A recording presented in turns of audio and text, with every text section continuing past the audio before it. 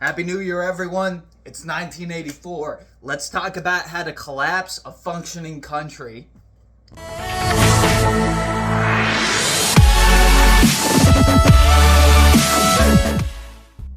What's going on, guys? To start us off, I want to start with the Bible. We've got a good quote from here, right?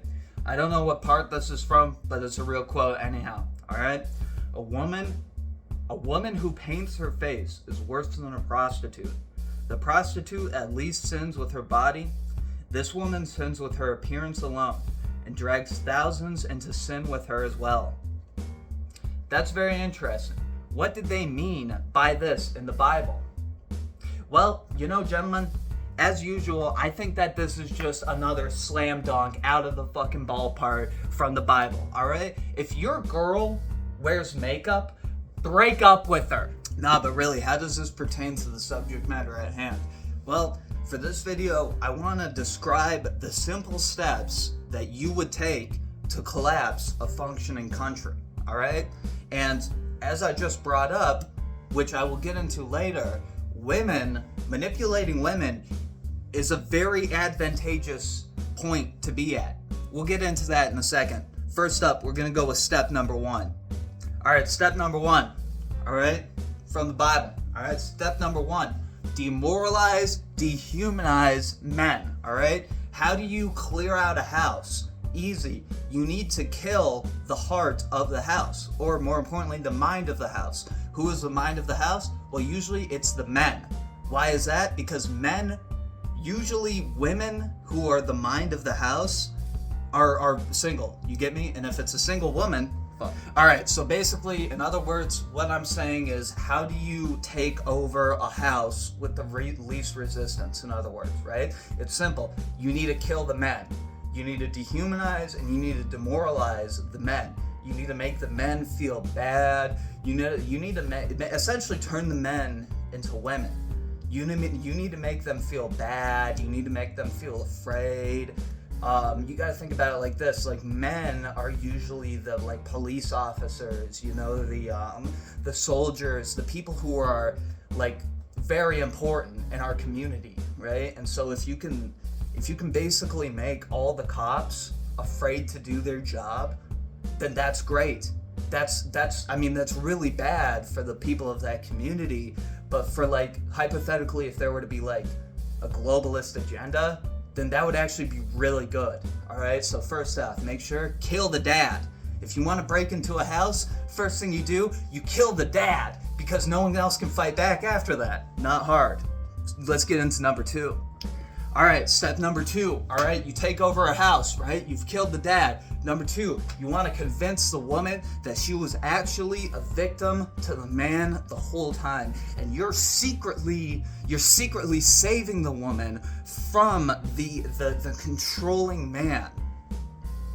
Haven't you heard that language before? Haven't you ever heard that language before? You see, it's quite simple. Have you ever seen A Clockwork Orange? If you haven't seen it, I would recommend you watch it, right? In this movie, at one point, they take over and they basically burglarize someone's house. How do they do that? First thing they do is they beat the shit out of the man, and then they rape the woman, all right? This is how all good battle tactics go, all right? Easy, all right?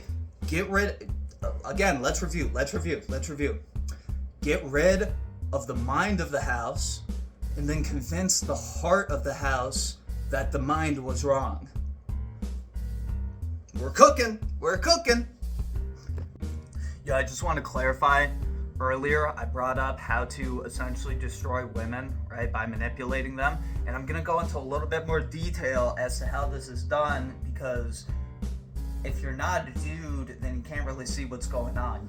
Women are blind to this, right? So anyhow, right, there's things called the wage gap, right, where you've convinced women that they actually get paid less than men, right, which is completely false, and it's a false statistic. And anybody on the right has known about this probably for the last 10 years, right? It's a completely false narrative. So you convince them that they're getting paid less for the same jobs. You convince them that abortion is actually a right.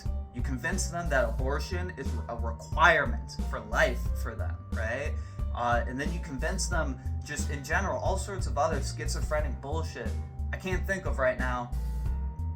If someone takes problems with this, let me know in the comments. I'll go on, right?